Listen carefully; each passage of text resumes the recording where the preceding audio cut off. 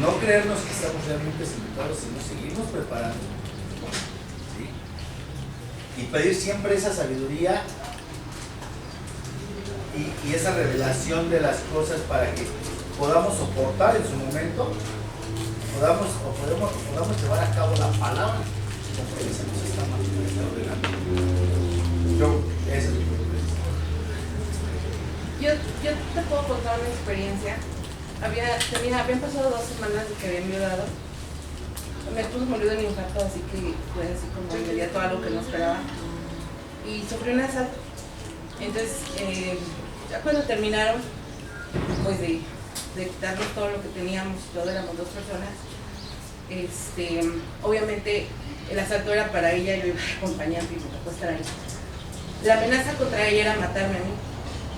Entonces, yo solo podía pensar en que mis hijas acaban de quedarse sin papá. Y fue bien difícil porque me arrodillaron, me pusieron una pistola en la cabeza, la detonaron y yo lo único que podía decir era: Señor, no permitas que me muera, no permitas que me muera, porque mis hijas están solas. Y al final la pistola se había, ya después del término policíaco que nos dieron, se había encasquillado. Yo no puedo decir otra cosa que Dios estuvo ahí. Pero siempre he pensado, a partir de ese día, mi vida cambió. Ni siquiera cambió por la muerte de mi esposo, sino a partir de ese día, de que era mi vida. Y yo decía, de verdad, si a mí me hubieran matado ese día, ¿hubiera estado en su presencia? O sea, yo empecé a cuestionar. ¿O sería capaz de dar mi vida por seguir a Cristo? Y en ese momento, mi concepto de ser cristiano cambió. De decir, yo no puedo seguir jugando, así soy, yo no soy. O sea, tengo que tener la certeza, y creo que algo que a ellos los caracterizaba era eso. Que ellos tenían la certeza, que ellos no titubeaban, que ellos no dejaban de pensar en lo que iban a sufrir, porque sabían cuál era su destino. Y a veces nosotros nos pasa que si lo pensamos, que si lo pedimos, es porque no estamos seguros de que si me voy con él. Sí, así es. Entonces, es lo que les digo, hermanos, tenemos que examinarnos todo. O sea, me quebranté y me examiné y dije, Señor, ayúdame a vivir la vida cristiana, porque muchos no la vivimos, y por eso estamos aquí estudiando. No venimos a adquirir nada más conocimiento, sino a vivir en el conocimiento, a vivir en su palabra. Entonces nos damos cuenta cómo al estudiar la historia y al verla no es aburrida, porque nos damos cuenta de cómo sus vidas han quedado marcadas y nos han servido de ejemplo. Dice más adelante, algunos mártires eran obligados a pasar con sus pies ya heridos sobre espinas, clavos, abusadas conchas, etc., puestos de punta. Otros eran azotados hasta que quedaban a la vista sus tendones y venas, y después de haber sufrido los más atroces tormentos que pudieran inventarse, eran destruidos por las muertes más terribles. Y vemos cómo no fue fácil. Y como decía el hermano, no es fácil pasar esas circunstancias, pero como decía el hermano Cobra, debemos estar cimentándonos en Cristo. Por eso es que el ejemplo o la parábola de las vírgenes que estaban esperando al novio, y unas que estaban preparadas con el aceite, y otras se confiaron. Yo creo que sí la paso. Mira, me la pachangueo, no oro, no oré una semana, no pasa nada, de todos modos me voy al cielo. Pero en el momento de la hora, ¿qué pasa? Como no estás unido a la vid, te agarra flaqueando y sobres. Algunos mártires. Germánico, un hombre joven pero verdadero cristiano, siendo entregado a las fieras a causa de su fe, se condujo con un valor tan asombroso que varios paganos se convirtieron a aquella fe que inspiraba tal valor. Como en el momento vivían de una manera tan asombrosa, valentía, que los que veían por ver su vida decían: yo quiero lo que ellos. O sea, esa convicción de fe que los hacía enfrentarse. Imagínense, ¿no? Que está el tigrito, ¿no? El leoncito de 2 metros, ¿no? Que se para y te levanta y te sobrepasa, ¿no? Y con un zarpazo te manda volando. Y ahí estando, ¿no? Y este personaje, en vez de ¡ay, Dios!, ¿qué hacía? Venga. Recibía con valentía, con valor, porque ellos sabían y tenían su certeza en Cristo.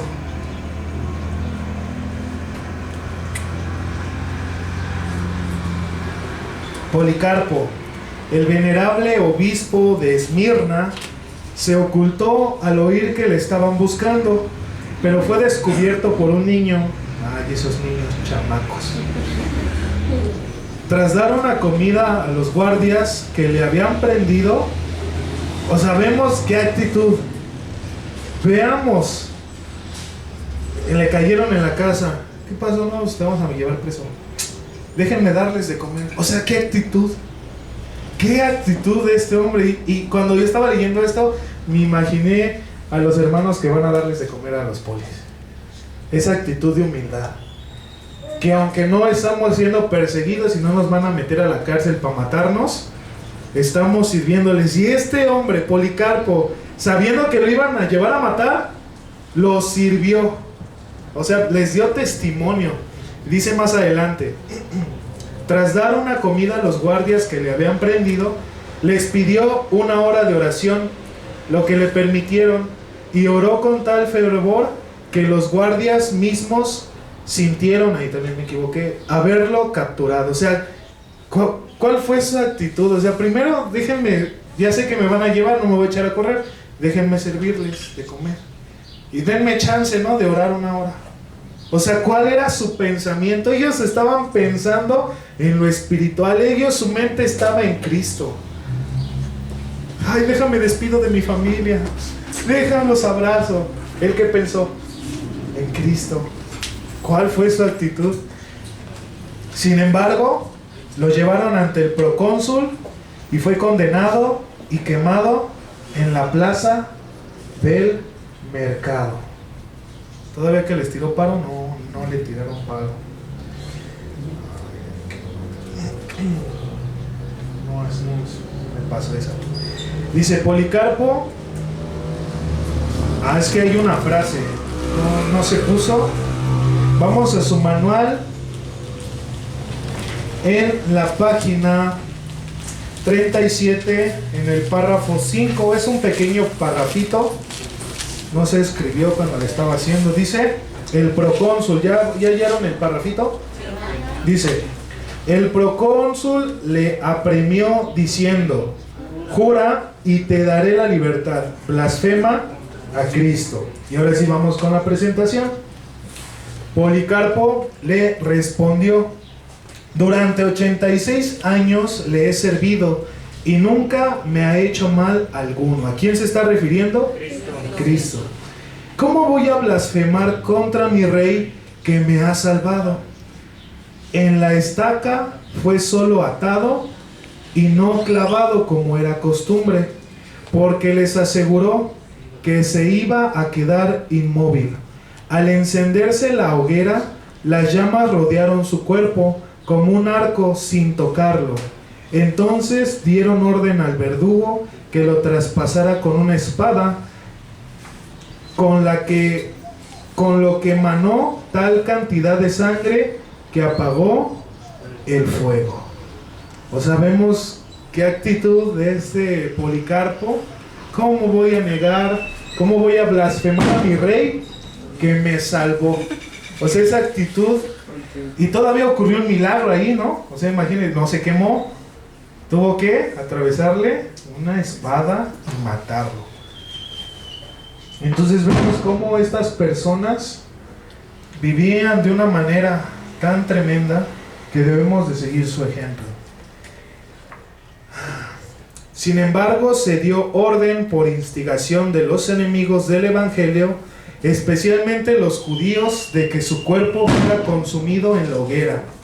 Y la petición de sus amigos que querían darle cristiana sepultura fue rechazada. Sin embargo, recogieron sus huesos y tanto de sus miembros como pudieron y los hicieron enterrar decentemente. Entonces nos damos cuenta cómo es verdad lo que dice la palabra de Dios, que la gente de allá del mundo nos va a rechazar.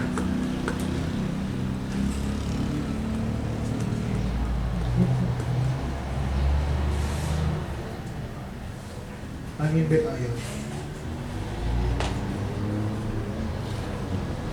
Dice, felicitate, así se llama este personaje. Bueno, una señora, felicitate, así se llamaba la señora, dice, una ilustre dama romana de una familia de buena posición y de muy vigor y muy virtuosa, era una devota cristiana. Tenía 7 hijos a los que había educado con la más ejemplar piedad. Enero, el hijo mayor, o sea, así se llamaba, fue flagelado y prensado hasta morir con peso.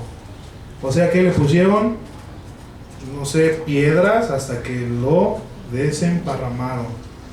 Félix y Felipe, los que le seguían en edad, fueron descerebrados con garrotes. Silvano, el cuarto, fue asesinado, siendo echado a un precipicio. Y los 3 hijos menores, Alejandro, Vital y Marcial, fueron decapitados. La madre fue después decapitada con la misma espada que sus últimos 3 hijos. Entonces nos damos cuenta cómo la vida de muchos fue gracias a sus padres que los instruyeron correctamente.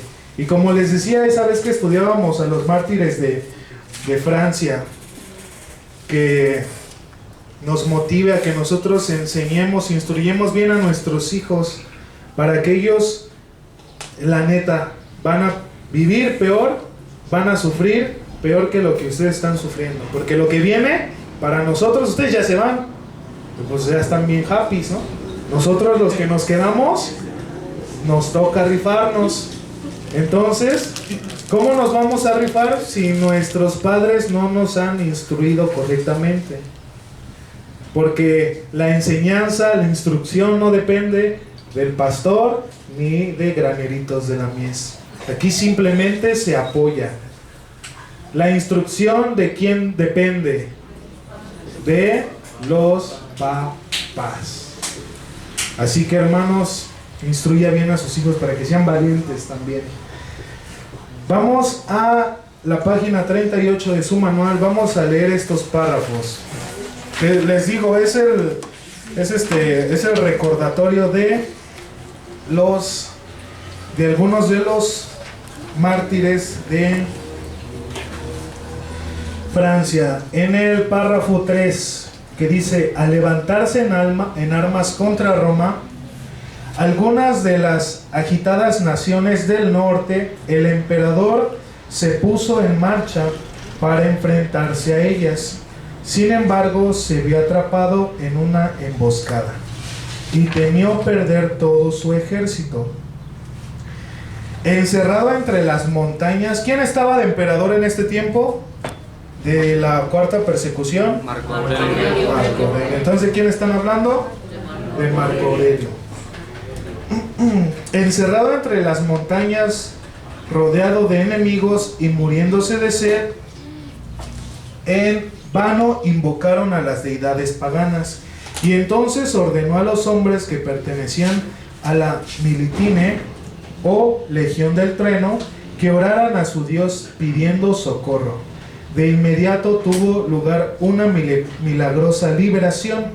Cayó una cantidad prodigiosa de lluvia que fue recogida por los hombres, haciendo presas, y dio un alivio repentino y asombroso. Parece que la tormenta que se abatió intensamente sobre los rostros de los enemigos los intimidó de tal manera que una parte desertó hacia el ejército romano. El resto fueron derrotados y las provincias rebeldes fueron totalmente recuperadas.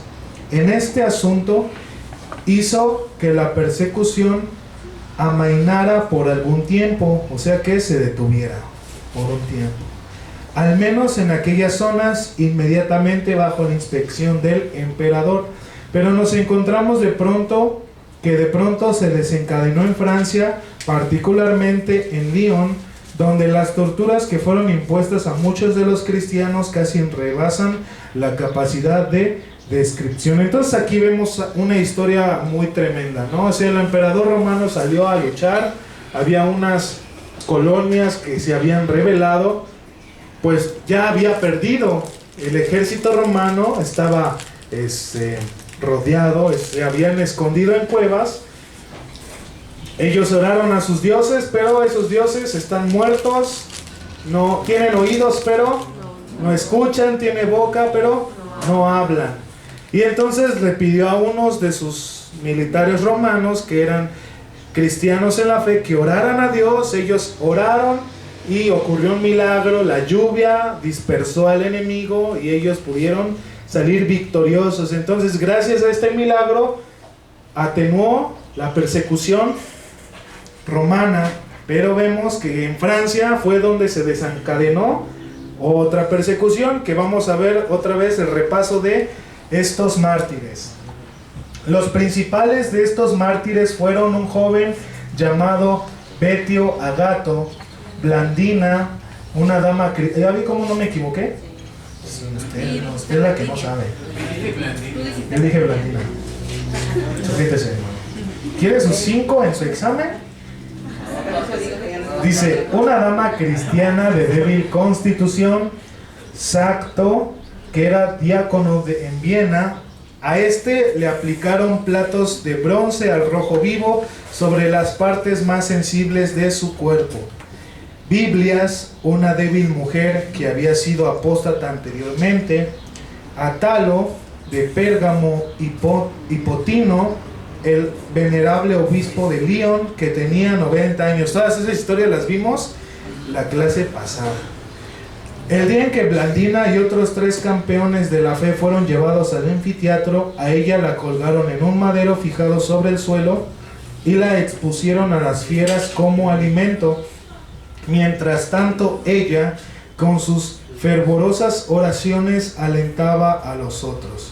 Pero ninguna de las fieras la tocó, por lo que fue vuelta a llevar a la mazmorra. Cuando fue sacada por tercera y última vez, salió acompañada por Póntico, un joven de 15 años, y la constancia de la fe de ellos se enfureció de tal manera a la multitud que no fueron respetados ni el sexo de ella ni la juventud de él. Los hicieron objeto de todo tipo de castigos y torturas. Fortalecido por Blandina, el muchacho perseveró hasta la muerte, y ella, después de soportar los tormentos mencionados, fue finalmente muerta con espada. De ahí nos vamos a la presentación. Bueno, de todos modos ahí está. No se escribió. No sé por qué no se escribió. Pero dice en el siguiente párrafo: en estas ocasiones, cuando los cristianos recibían el martirio, iban homados y coronados con guirnaldas. Homados es colocados o puestos, ¿no? Y coronados con guirnaldas de flores. Por ellas, en el cielo, recibían eternas coronas de gloria. Entonces aquí nos da una pequeña ilustración de la gloria que ellos recibían. No solamente nos podemos imaginar cómo es que estos héroes de la fe, cómo que estos mártires eran recibidos allí en el cielo. Vamos a continuar leyendo en su manual. En el siguiente párrafo dice: se ha dicho que las vidas de los cristianos primitivos consistían de persecución por encima del suelo y oración por debajo del suelo. Sus vidas están expresadas por el Coliseo y las catacumbas. Debajo de Roma están los subterráneos que llamamos las catacumbas, que eran a la vez templos y tumbas. La primitiva iglesia en Roma podría ser llamada con razón la iglesia de las catacumbas. Hay unas 70 catacumbas cerca de Roma, en las que han seguido unas 600 millas de galería. Y esto no es la totalidad. Estas galerías tienen una altura alrededor de 8 pies, 2 y 4 metros, y una altura de entre 3 a 5 pies, casi 1 metro hasta 1,5 metros. Y contienen a cada lado varias hileras de restos largos, bajos, horizontales, uno encima de otros, como a modo de literas en un barco.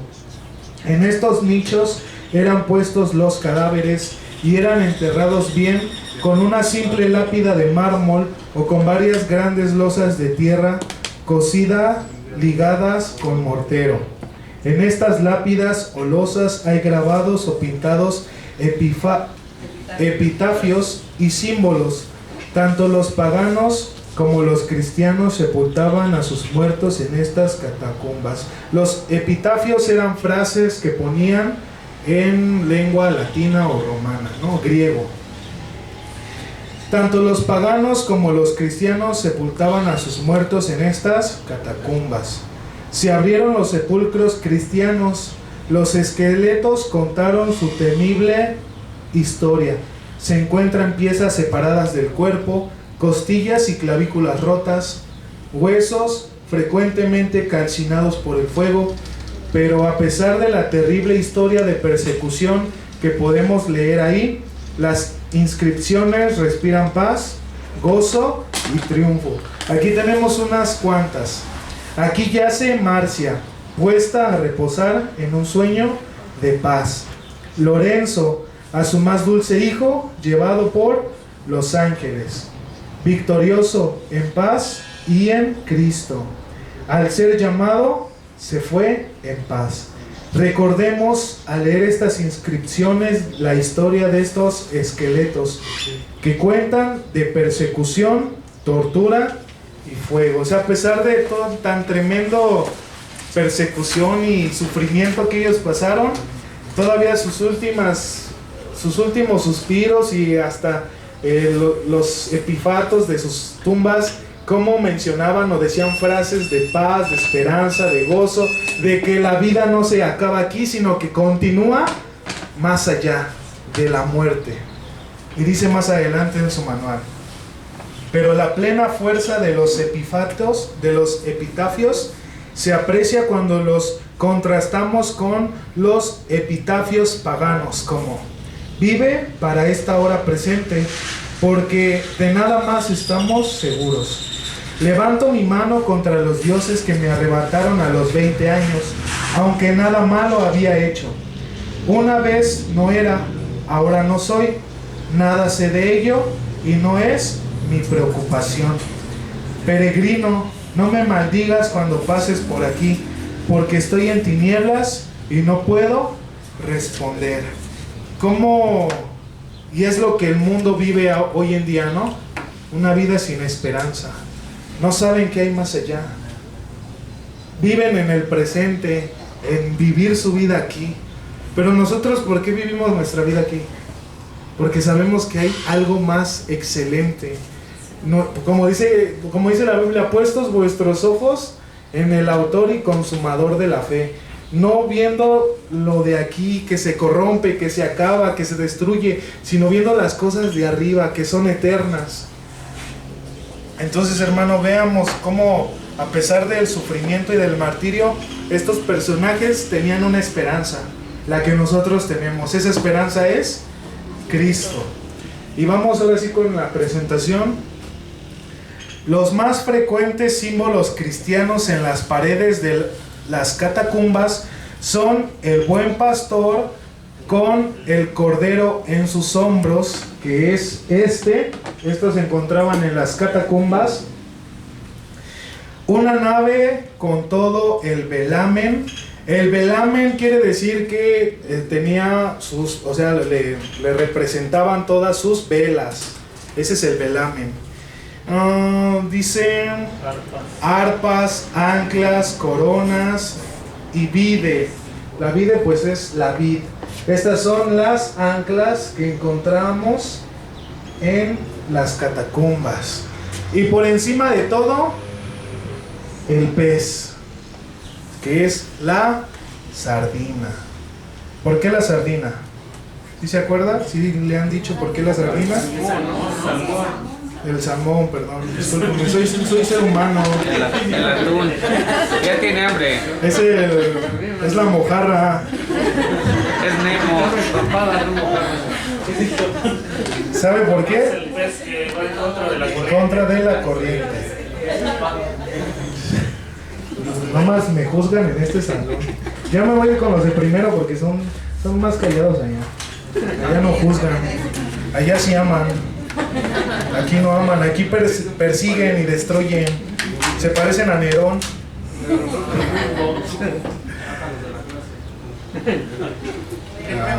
Es parte de tu crecimiento. Les quiero dar el significado de la representación. Tienen nombres en griego y por eso aquí los tengo anotados. No me los aprendí de memoria porque son letras en griego que son bien difíciles, ¿no? Pues apenas con trabajos me sé el español. Entonces vamos a ver la primera representación de estos símbolos, que es el pez.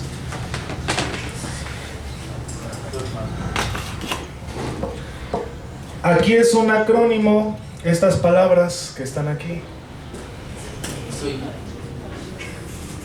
La E. ¿La E qué significa? Es el griego antiguo. Cada inicial corresponde con lo siguiente. Les voy a tratar de escribir el griego, pero pues no soy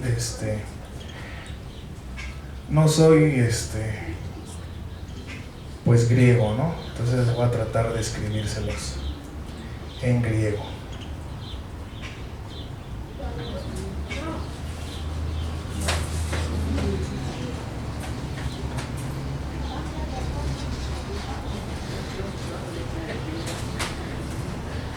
¿Qué significa Jesús? Jesús, la I, Ionos, que significa Jesús, la X,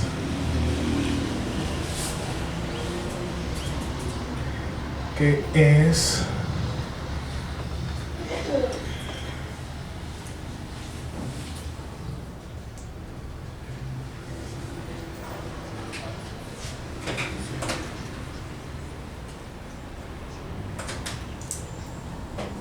Splotos, no sé cómo se pronuncia, que es Cristo.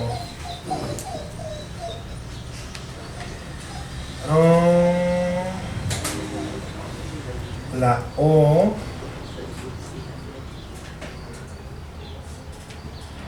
que es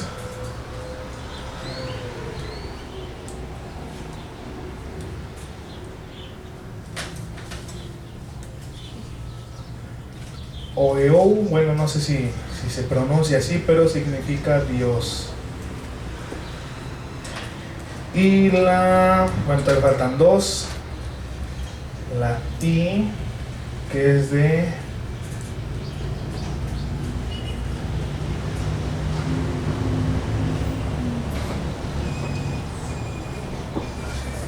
Ios, que significa hijo.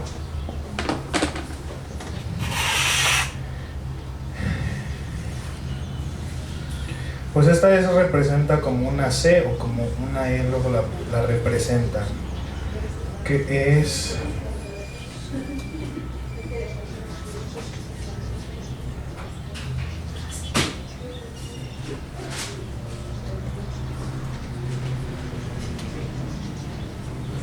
¿Qué significa Salvador? Entonces es el acrónimo de las palabras griegas antiguas de Jesús, Cristo, Dios, Hijo y Salvador. El buen pastor hace énfasis a la parábola de la oveja perdida de Lucas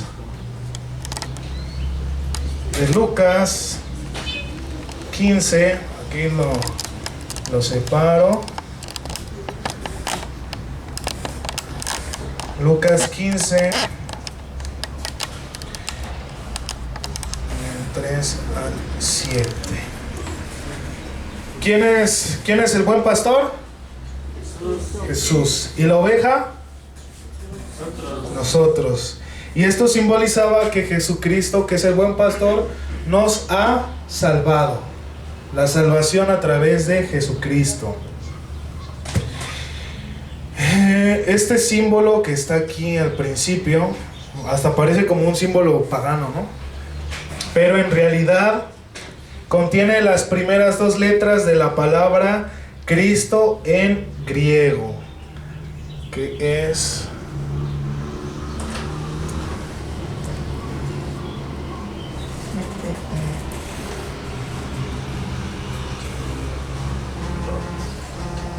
testimonio. Esta es una T, esta es una O. Explotos. Entonces tiene la X de... Este es el nombre de ¿qué? Cristo en griego.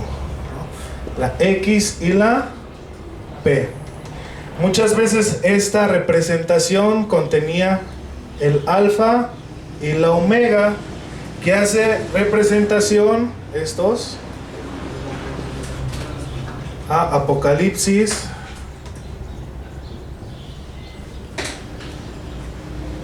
22:13. Por eso tenía esa representación del alfa y la omega. Entonces nos damos cuenta que no son símbolos paganos, sino que representan el nombre de Cristo. Porque recordemos que en las catacumbas, como eran perseguidos, ellos se escondían en estas catacumbas para realizar pues su ceremonia, no ceremonia, su reunión cristiana, porque pues afuera, pues en corto, los guachaban y los mataban. Entonces ellos se metían a las catacumbas y dibujaban estos símbolos, y quien era cristiano sabía qué significaban, y entonces sabían hacia dónde ir, porque recordemos que es como un laberinto las catacumbas. Entonces, gracias a estos símbolos pudieron ellos reunirse. ¿Qué significa el ancla? Es la esperanza de la promesa futura. ¿Qué es la promesa futura? La vida eterna. La vida eterna, el ancla. El ancla significa la vida eterna. Que está basada en Hebreos 6:19.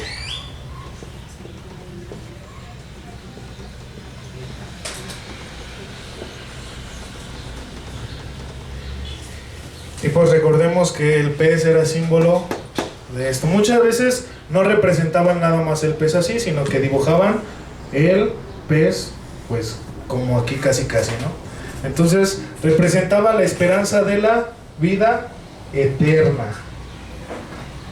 Es muy impresionante, de hecho hay muchísimos más símbolos, solamente les traje algunos. También se representa la paloma, el barco que les hacía mención con sus velas. Hay muchos, de hecho les voy a pasar el documento donde viene la explicación. Es un manual que dice taller de epigrafía. ¿Qué es la epigrafía? Vimos que eran frases que escribían en griego acerca de esperanza, vida, cristianas, y los símbolos paleocristianos. Entonces, les voy a pasar este documento, está muy hermoso porque viene muchos símbolos y viene en realidad cómo eran representados y viene el significado de cada uno de ellos y el contexto histórico. Se los voy a pasar en el grupo de WhatsApp, ¿va? Entonces, pues son de los 4 más importantes que se representaban en ese momento.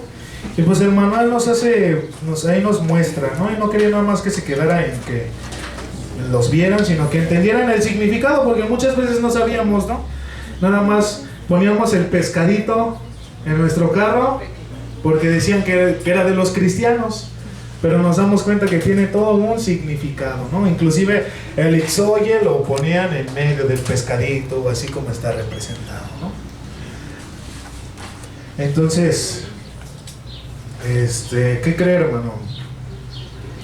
Que ya acabamos con la clase del día de hoy. Ahora sí se lo cumplí, porque la clase pasada que les había dicho igual, ¿no? Vamos a terminar temprano, y no pasó. Fuimos los últimos en terminar, entonces qué testimonio, ¿no? Y ya hoy Dios les ha dado su recompensa. Entonces, hermanos, espero que esta clase les haya servido. Igual les voy a mandar las presentaciones de las diapositivas. Le digo que era, pues es un recuento de todo lo que ya hemos visto, ¿no? Porque